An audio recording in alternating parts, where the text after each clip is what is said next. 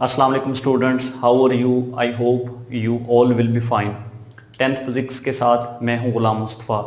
तो students, last lecture के अंदर हमने जो सिंपल हार्मोनिक मोशन है उसकी एप्लीकेशन डिस्कस की थी। आज के इस लेक्चर के अंदर हम जितनी भी हमने पीछे जो है सिंपल हार्मोनिक मोशन के बारे में जितनी भी स्टडी की है उसकी समरी हमने निकाली है कि उसके अंदर जो फीचर्स, सबसे इम्पॉर्टेंट फीचर जो हैं वो कौन कौन से हैं। ठीक है, वो हमने आज के लेक्चर के अंदर डिस्कस करने हैं। इसके अलावा कुछ टर्म्स हैं जो कि हम सिंपल हार्मोनिक मोशन से निकालते हैं या उनसे जो है वो समझ सकते हैं, वो मैंने आज आपको समझानी है, जो कि मैंने यहाँ पे लिखी हुई vibration, time period, frequency and amplitude. सबसे पहले हम इम्पॉर्टेंट फीचर जो है वो डिस्कस करते हैं सिंपल हार्मोनिक मोशन का। तो फीचर डिस्कस करने से पहले जो है मैं यहाँ पे सिंपल पेंडुलम की शक्ल बना देता हूँ ताकि आपको जो है वो वाजे जो है वो समझ आ सके। जी, तो मैंने यहाँ पे सिंपल पेंडुलम की जो है वो शक्ल आपके सामने बना दी है। अब इससे हम जो है इन सारी टर्म्स को जो है वो समझ लेंगे। सबसे पहले हम इसके अहम फीचर्स को डिस्कस करते हैं। तो सबसे जो पहला इसका फीचर है जो कि बहुत अहम है वो ये है कि जो जिस्म सिंपल हार्मोनिक मोशन में होगा वो हमेशा वाइब्रेटरी मोशन के अंदर होगा। मतलब आप ये कह सकते हैं कि अगर कोई जिस्म सिंपल हार्मोनिक मोशन में है ना, तो इसका मतलब ये हुआ कि वो अपनी मेन पोजीशन के आगे पीछे हरकत कर रहा होता है, यानी कि मेन पोजीशन से कभी इधर चला जाता है और कभी मूव करता हुआ इधर चला जाता है। ये सबसे अहम फीचर है इसका। तो आम लफ्ज़ों में यूं कह सकते हैं कि अगर कोई जिस्म सिंपल हार्मोनिक मोशन में है तो उसकी जो मोशन होगी वो वाइब्रेटरी मोशन होगी। तो वाइब्रेटरी मोशन के अंदर भी यही था ना कि कोई भी जिस्म अपनी मेन पोजीशन के आगे पीछे जो है वो अपनी हरकत को जो है वो जारी रखता है। तो इसलिए हम कह सकते हैं कि पहला फीचर जो इसका होगा कि अगर जिस्म सिंपल हार्मोनिक मोशन में है तो वो जिस्म अपनी मेन पोजीशन के आगे पीछे मूव कर रहा होगा। ठीक है, जैसे ही मैंने पेंडुलम की मिसाल दी तो ये क्या करेगा, अपनी मेन पोजीशन के आगे पीछे मूव करता है। इसके अलावा आप स्विंग की मिसाल ले सकते हैं, झूले की मिसाल ले सकते हैं। ठीक है, तो वो भी सिंपल हार्मोनिक मोशन में होता है। अच्छा, दूसरा इसका जो फीचर था वो ये था कि जो भी जिस्म सिंपल हार्मोनिक मोशन में होगा उसके अंदर जो एक्सेलरेशन पैदा होगा उसकी डायरेक्शन हमेशा मेन पोजीशन की जानब होगी। कैसे? अब देखो, अगर कोई जिस्म यहाँ पे ओ पोजीशन पे है, ओ से मुराद मेन पोजीशन और ए और बी से मुराद इसकी एक्सट्रीम पोजीशंस है, इंतहाई पोजीशंस है। ठीक है, अच्छा, कोई भी मैस जो है जो कि रस्सी के साथ हमने यहाँ पे बांधा हुआ है, जैसे पेंडुलम है, इसको अगर हम पकड़ के ए पे लेके आते हैं और अगर हम इसको ए पे छोड़ दें तो ये किस साइड पे जाएगा? ये ओ वाली साइड पे जाएगा। इसका मतलब ये हुआ कि इस बॉडी के अंदर एक्सेलरेशन इस ओ वाली साइड पे पैदा होगा, और ओ वाली साइड कौन सी है? Main position. तो हम कह सकते हैं कि अगर हम ओ से ए पे इस जिस्म को लेके आए तो इसके अंदर जो एक्सेलरेशन पैदा होगा वो मेन पोजीशन की जानब होगा। ठीक है, अच्छा, दूसरी साइड पे चेक कर लेते हैं कि अगर इस मैस को ओ से पकड़ के आप बी पे लेके जाएं तो बी पे अगर आप इसको छोड़ दें तो ये किस साइड पे जाएगा? ये जिस्म दोबारा इस साइड पे ही आएगा। तो हम कह सकते हैं कि इस सिचुएशन के अंदर भी इस मैस के अंदर जो एक्सेलरेशन पैदा हो रहा है वो मेन पोजीशन की जानब है। तो हम कह सकते हैं कि वाइब्रेटरी मोशन के अंदर जो भी ऑब्जेक्ट हो उसके अंदर जो एक्सेलरेशन पैदा होता है उस एक्सेलरेशन की डायरेक्शन हमेशा मेन पोजीशन की जानब होती है। तो ये इसका दूसरा फीचर है हमारे पास SHM का। ठीक है जी। अच्छा, तीसरा फीचर क्या है? तीसरे फीचर के मुताबिक कोई भी जिस्म जो कि सिंपल हार्मोनिक मोशन के अंदर है उसके अंदर जो एक्सेलरेशन पैदा होगा वो मेन पोजीशन से फासले के डायरेक्टली प्रोपोर्शनल होगा। यानी कि मेन पोजीशन है ना, उससे ऑब्जेक्ट को जितना ज़्यादा दूर लेके जाएंगे उतना ही ज़्यादा एक्सेलरेशन पैदा होगा। सिंपल सी बात है कि अगर आप इस जिस्म को ओ से पकड़ते हैं और यहाँ पे छोड़ देते हैं तो हम कहते हैं कि ओ और इस पोजीशन के दरमियान फासला ये होगा ना, मतलब अगर आप इस जिस्म को यहाँ पे छोड़ देते हैं, ठीक है, तो फासला कौन सा होगा? ये वाला। तो आप देखेंगे जब आप इसको छोड़ेंगे तो ये स्लो स्लो मूव करेगा, यानी कि इसके अंदर एक्सेलरेशन कम होगा। अच्छा, अगर हम इसको पकड़ के ज्यादा दूर लेके चले जाएं, ए पे लेके चले गए, जब यहां पे छोड़ेंगे तो इसकी मोशन जो है वो ज्यादा होगी, यानी कि इसके अंदर एक्सेलरेशन क्या हो जाएगा, ज्यादा हो जाएगा। इसलिए हम कह सकते हैं कि मेन पोजीशन से जितना ज्यादा फासला होगा उतना ही ज्यादा एक्सेलरेशन इसके अंदर पैदा होगा। तो इसलिए हम कह सकते हैं कि ये जो इसके अंदर एक्सेलरेशन पैदा होगा वो मेन पोजीशन से डिस्प्लेसमेंट के डायरेक्टली प्रोपोर्शनल होगा।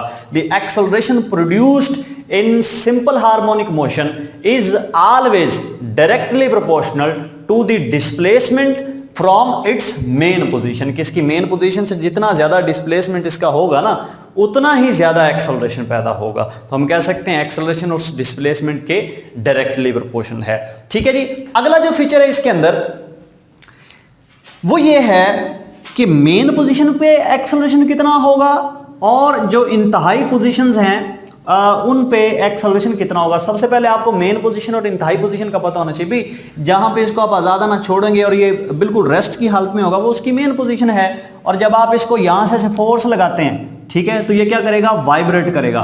अच्छा, ये इसकी मेन पोजीशन और ये वाइब्रेट कर रहा है ऐसे ऐसे। मिसाल के तौर पे ये यहां से खुद ब खुद वापस मुड़ता है, मिसाल के तौर पे ऐसे जो है लेट कर रहा हूं, ठीक है, कि जो है ये यहां से वापस मुड़ जाता है, तो हम कहेंगे ये इसकी एक्सट्रीम पोजीशन है। अगर ये मूव करता हो यहां से वापस मुड़ता है इधर से, तो फिर ये इसकी इंतहाई पोजीशन होगी। तो आम लफ्जों में यूं कह सकते हैं कि अगर कोई पेंडुलम मूव कर रहा है ना तो खुद ब खुद जो जिस पोजीशन से वो वापस आता है खुद ब खुद, यानी कि हम उसको ऐसे फोर्स लगा देते हैं, वो आगे मूव करके जाता है और खुद ब खुद जहां से वो वापस मुड़ के आए जिस जगह पे वो जाके रुकेगा वो पॉइंट जो होगा वो इस ऑब्जेक्ट की एक्सट्रीम पोजीशन होगी। तो मैंने यहां पे फर्ज की हुई है दो पोजीशन। जैसे मिसाल के तौर पे ये हमारे पास मेन पोजीशन पे है, अगर हम इधर से फोर्स लगाते हैं तो ये मूव करता हुआ जो है वो खुद ब खुद जो है वो बी पे जाके रुक जाता है और बी से वापस आता है। तो बी पे ये रुक गया, इधर ये ए पे रुक जाएगा, तो ये ए और बी इसकी क्या होंगी, इंतहाई पोजीशंस होंगी। ठीक है जी।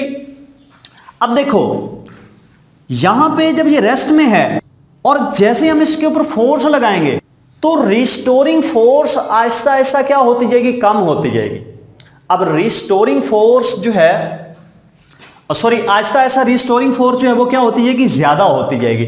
और हुक के कानून के मुताबिक हमने पढ़ा था कि ये जो रिस्टोरिंग फोर्स है ना ये एक्सेलरेशन के डायरेक्टली प्रोपोर्शनल है। एक्सेलरेशन के क्या है, डायरेक्टली प्रोपोर्शनल। दूसरा हमने सिंपल हार्मोनिक मोशन की डेफिनेशन भी हमने पढ़ी थी, उसमें भी ये था कि ये जो एक्सेलरेशन होता है ये डिस्प्लेसमेंट के डायरेक्टली प्रोपोर्शनल है। शायद यहां पे हमने एक्स लिखा था, ठीक है। एक्स क्या है, फासला, जो कि मेन पोजीशन से जो फासला होता है उसको हम एक्स कहते हैं, ठीक है। हमने हुक के कानून के मुताबिक ये वाला रिलेशन निकाला था। सिंपल हार्मोनिक मोशन की जो डेफिनेशन थी उसके मुताबिक भी हमने ये वाला फार्मूला निकाला था, A is directly proportional to minus x. इसका मतलब ये हुआ एक्स जितना ज्यादा होगा ए भी उतना ही ज्यादा होगा। तो मिसाल के तौर पे ऑब्जेक्ट है ओ पे, इसको पकड़ के आप यहां पे लेके आते हैं तो फासला कम होगा। अगर ये डिस्प्लेसमेंट फासला कम होगा तो एक्सेलरेशन भी कम होगा। अगर हम इसको पकड़ के यहां पे ले आए तो यहां पे क्या होगा, फासला ज्यादा होगा तो एक्सेलरेशन भी क्या होगा, ज्यादा होगा। अगर हम इसको ओ से पकड़ के ए पे ले आए तो डिस्प्लेसमेंट और ज्यादा हो गया, इसका मतलब एक्सेलरेशन भी ज्यादा हो जाएगा। तो मैक्सिमम पोजीशन पे क्या होता है कि जब कोई ऑब्जेक्ट मूव करता हुआ मैक्सिमम पोजीशन पे आता है तो उस वक्त उसकी मेन पोजीशन और एक्सट्रीम पोजीशन के दरमियान जो फासला हो जाता है वो मैक्सिमम हो जाता है। ठीक है जी। उस मैक्सिमम फासले को एम्पलीट्यूड भी बोलते हैं। अच्छा, अगर फासला मैक्सिमम हो गया, देखो ना एक ऑब्जेक्ट मूव करता हो खुद ब खुद यहां पे रुक गया तो हम कहेंगे बस इस ऑब्जेक्ट की पहुंच यहां तक है, यानी कि इसका ज्यादा से ज्यादा तय करता फासला यही है, यानी कि फासला जो कि इसने तय किया वो मैक्सिमम हो गया। अगर फासला मैक्सिमम हो गया तो चूंकि एक्सेलरेशन फासले के डायरेक्टली प्रोपोर्शनल है, फासला मैक्सिमम होगा तो एक्सेलरेशन भी क्या हो जाएगा, मैक्सिमम हो जाएगा। इसका मतलब ये हुआ कि जो एक्सट्रीम पोजीशंस हैं, ये वाली एक्सट्रीम पोजीशन या ये वाली जो भी हो, जो भी एक्सट्रीम पोजीशन होगी वहां पे एक्सेलरेशन मैक्सिमम होगा। तो हम कहेंगे कि अगर कोई जिस्म सिंपल हार्मोनिक मोशन के अंदर है तो जब वो जिस्म जो है मूव करता हुआ एक्सट्रीम पोजीशन पे पहुंचता है तो वहां पे एक्सेलरेशन क्या होगा, मैक्सिमम होगा। अच्छा, जब ये वापस मूव करता हुआ ओ पे आएगा तो इनके दरमियान फासला कम होता जाएगा, मेन पोजीशन और ऑब्जेक्ट के दरमियान फासला क्या होता जाएगा, कम होता जाएगा, तो एक्सेलरेशन भी क्या होता जाएगा, कम हो जाएगा। और जैसे ये यहां पे पहुंचेगा मेन पोजीशन पे ऑब्जेक्ट, तो फासला जीरो हो गया, एक्सेलरेशन भी क्या हो जाएगा, जीरो हो जाएगा। तो हम कह सकते हैं कि एक्सेलरेशन जो है वो मिनिमम होगा मेन पोजीशन पे और मैक्सिमम होगा एक्सट्रीम पोजीशन पे। ठीक है जी। In simple harmonic motion, the acceleration produced in a body during simple harmonic motion is maximum at its extreme positions and is minimum at its main position। ठीक है जी। तो अगर कोई जिस्म सिंपल हार्मोनिक मोशन में है तो उसका जो एक्सेलरेशन पैदा होगा वो एक्सट्रीम पोजीशन पे, इंतहाई पोजीशन पे ज्यादा से ज्यादा होगा और मेन पोजीशन पे क्या होगा, कम होगा। अच्छा, दूसरा इसका अहम फीचर जो है वो ये है कि ये जो एक्सेलरेशन होगा ये हमेशा मेन पोजीशन, ये मैंने पहले आपको बता दिया। अच्छा, इसका एक और इंपॉर्टेंट जो है वो फीचर है वो ये है कि इसकी वेलोसिटी किस टाइप की होगी, मेन पोजीशन पे कैसे होगी और इंतहाई पोजीशन पे कैसे होगी। देखो मिसाल के तौर पे एक ऑब्जेक्ट है मूव करता हुआ ओ से ए पे आ रहा है, ए लेट कर लेते हैं, इसकी इंतहाई पोजीशन है, इधर बी भी इसकी इंतहाई पोजीशन है, ओ इसकी मेन पोजीशन है। जैसे ये ऑब्जेक्ट मूव करता हुआ ए पे आएगा तो ए पे आके क्या हो जाएगा, रुक जाएगा। अगर कोई चीज रुक जाए तो उसकी वेलोसिटी कितनी होती है, उसकी वेलोसिटी जीरो होती है, यानी कि उसकी वेलोसिटी मिनिमम हो जाएगी। क्या हो जाएगी, मिनिमम हो जाएगी। अच्छा, जैसे ये ऑब्जेक्ट इधर रुकेगा तो ये वापस ओ की जाना मूव करना शुरू होगा। जैसे ये मूव करना स्टार्ट करेगा पहले इसकी स्पीड स्लो होगी, लेकिन आहिस्ता आहिस्ता स्पीड क्या होती जाएगी, बढ़ती जाएगी। और जैसे ये ओ से गुजरेगा वापस, मतलब आप इस पेंडुलम को यहां पे पकड़ लें, इधर से छोड़ दें, तो ये मूव करता हुआ जब यहां से गुजरेगा तो इस वक्त इस मेन पोजीशन पे इसकी स्पीड मैक्सिमम होगी। ठीक है, तो हम कह सकते हैं कि जो वेलोसिटी है वो मेन पोजीशन पे मैक्सिमम होती है। अच्छा, जैसे ये मेन पोजीशन को क्रॉस करेगा आप नोट करेंगे कि इसकी वेलोसिटी आहिस्ता आहिस्ता कम हो रही होती है। ठीक है, जैसे ये बी पे पहुंचेगा यानी कि इंतहाई पोजीशन पे, एक्सट्रीम पोजीशन पे पहुंचेगा तो वहां पे भी इसकी वेलोसिटी क्या हो जाएगी, बिल्कुल जीरो हो जाएगी। हम कहेंगे कि इसकी इंतहाई पोजीशंस पर वेलोसिटी मिनिमम होती है और मेन पोजीशन पे वेलोसिटी क्या होती है, मैक्सिमम होती है। तो हम ये कह सकते हैं कि in simple harmonic motion the velocity will be minimum at extreme position and the velocity will be maximum at mean position of vibrating body with simple harmonic motion. ठीक है जी, कि अगर कोई जिस्म सिंपल हार्मोनिक मोशन से move कर रहा है तो उसकी वेलोसिटी मेन पोजीशन पे मैक्सिमम होगी और एक्सट्रीम पोजीशन पे, इंतहाई पोजीशन पे क्या होगी, मिनिमम होगी। ठीक है जी। तो ये इसके कुछ फीचर थे जो मैंने आपको बता दिया। उसके बाद वाइब्रेशन क्या है, वाइब्रेशन बोलते हैं एक चक्कर को। ठीक है जी, एक जो है कंप्लीट राउंड ट्रिप जो है वो वाइब्रेशन कहलाता है। द कंप्लीट, आप इसकी डेफिनेशन कर सकते हैं, the one complete round trip about it's mean position of the body is called vibration of the body. ठीक है, किसी भी जिस्म की वाइब्रेशन क्या होती है, उसकी मेन पोजीशन के गिर्द एक मुकम्मल चक्कर को उसकी वाइब्रेशन कहते हैं। अब यहां पे समझ लेते हैं कैसे। ओ पे कोई जिस्म है, मूव करना स्टार्ट करता है, ए पे आता है, ए से मूव करके बी पे जाता है, बी से दोबारा ए पे आएगा, तो हम कहेंगे इसने मेन पोजीशन के अलोंग एक चक्कर मुकम्मल कर लिया, तो हम कहेंगे कि इसकी एक वाइब्रेशन होगी। जैसे यहां पे लेट कर लेते हैं कि ये जिस्म जो है ये ओ पे है, ये मूव करके ए पे आएगा। ठीक है, फिर ए से मूव करता हुआ डायरेक्ट बी पे जाएगा और बी से मूव करता हुआ दोबारा ओ पे आएगा, तो हम कहेंगे इसने एक चक्कर जो है वो मुकम्मल कर लिया अपनी मेन पोजीशन के गिर्द, लिहाजा ये एक चक्कर ही इसकी वाइब्रेशन होगी। अच्छा, इस एक चक्कर के दौरान कुछ वक्त लगेगा, उस वक्त को हम बोलते हैं टाइम पीरियड। ठीक है, the time required to complete one vibration of the body about its main position is called time period of that body। तो उस जिस्म का वो क्या कहलाएगा, टाइम पीरियड। ठीक है, किसी भी जिस्म की अपनी मेन पोजीशन के गिर्द एक मुकम्मल वाइब्रेशन के लिए जो वक्त दरकार होता है उसको हम टाइम पीरियड बोलते हैं। ठीक है जी, और उसको हम टी से जाहिर करते हैं और इसका जो यूनिट होगा वो सेकंड होगा। उसके बाद फ्रीक्वेंसी, व्हाट इज फ्रीक्वेंसी। तो देखो फ्रीक्वेंसी क्या होती है। अब मिसाल के तौर पे हम इस जिस्म को ओ से पकड़ते हैं और ए पे लेके आते हैं, ए से दोबारा बी पे आता है, बी से दोबारा ओ पे आता है, एक वाइब्रेशन होगी। ठीक है, दोबारा ये ए पे आएगा, ए से बी पे जाएगा, फिर बी से ओ पे आएगा, फिर दूसरी वाइब्रेशन होगी, इसी तरह तीसरी वाइब्रेशन होगी, फिर चौथी वाइब्रेशन होगी। तो फ्रीक्वेंसी बेसिकली वाइब्रेशन की तादाद है, लेकिन कितनी देर में? सिर्फ 1 सेकंड के अंदर। ठीक है, मिसाल के तौर पे ये जो सिंपल पेंडुलम है आपके सामने, ये 1 सेकंड के अंदर ये काम करता है। कौन सा काम करता है कि ये ओ से ए पे जाता है, ए से बी पे और बी से दोबारा ओ पे आता है। फिर ये क्या काम करता है? उसी सेकंड के अंदर दोबारा ए से बी और बी से दोबारा ओ की जानब, यानी कि 2 चक्कर मुकम्मल कर ले, तो हम कहेंगे इस जिस्म की जो फ्रीक्वेंसी है वो 2 हर्ट्ज है। फ्रीक्वेंसी का यूनिट होता है हर्ट्ज। तो आम लफ्जों में यूं कह लें कि किसी भी जिस्म की 1 सेकंड के अंदर वाइब्रेशन की तादाद को हम उसकी फ्रीक्वेंसी कहते हैं।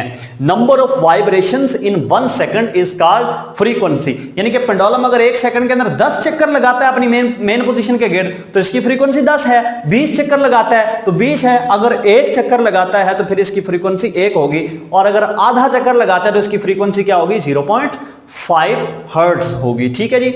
उसके बाद हमारे पास है amplitude. What is amplitude? Amplitude क्या है भी? देखो, एक होती है मेन पोजीशन, एक होती है एक्सट्रीम पोजीशन। एक्सट्रीम पोजीशन जहां से ऑब्जेक्ट खुद ब खुद जाके रुक के वापस आ जाए। ठीक है, तो मेन पोजीशन और एक्सट्रीम पोजीशन के दरमियान ये जो फासला होता है ना, ज्यादा से ज्यादा फासला, इसको हम इस ऑब्जेक्ट का एम्पलीट्यूड कहते हैं। The maximum distance between main position and extreme position is called amplitude. Main position और इंतहाई पोजीशन के दरमियान ज्यादा से ज्यादा डिस्प्लेसमेंट एम्पलीट्यूड कहलाता है। ठीक है जी। अब मिसाल के तौर पे एक ऑब्जेक्ट है जो कि ओ से ए की जानब आ रहा था। ये जैसे ही ओ से ए की जानब आ रहा है तो मैं इसको नोट कर रहा हूं कि भाई ये ऐसे मूव करता हुआ ए पे आता है, ए से रुक के वापस आता है। अब मैं क्या काम करता हूं कि जैसे ये ओ से चलना स्टार्ट करता है मैं इसको यहां पे रोक लेता हूं, तो ये मेरे हाथ के साथ यहां पे टकरा जाएगा। अब ये वाला फासला एम्पलीट्यूड नहीं होगा। ठीक है, क्योंकि हमें पता है कि भाई अगर ये हाथ ना हो यहां पे या कोई रुकावट ना हो तो ये जो मैस है ये ए से वापस मुड़ेगा। ठीक है, तो अगर हमने यहां पे कोई रुकावट लगा दी फिर ये यहां से टकरा के वापस मुड़े, फिर ये एम्पलीट्यूड नहीं होगा, ये सिंपल डिस्प्लेसमेंट होगा जिसको हम एक्स से जाहिर करते हैं। ठीक है, लेकिन अगर यहां पे रुकावट ना हो तो खुद ब खुद जो है ये आम लफ्जों में यूं कह सकते हैं कि ऑब्जेक्ट अगर वाइब्रेट कर रहा है ना, तो जिस पॉइंट से वो वाइब्रेट करना स्टार्ट करता है और जहां तक जाता है खुद ब खुद जहां पर जाके रुकता है उस पॉइंट को इंतहाई पोजीशन बोलेंगे, और मेन पोजीशन और उस पॉइंट के दरमियान जो फासला होगा उसको हम एम्पलीट्यूड बोलते हैं। तो आज के लेक्चर के अंदर जस्ट आपको यही टर्म जो है वो समझानी थी। नेक्स्ट लेक्चर बहुत अहम होगा, वो आपने जरूर देखना है। आज के लेक्चर को यहीं पे खत्म करते हैं। अल्लाह हाफिज।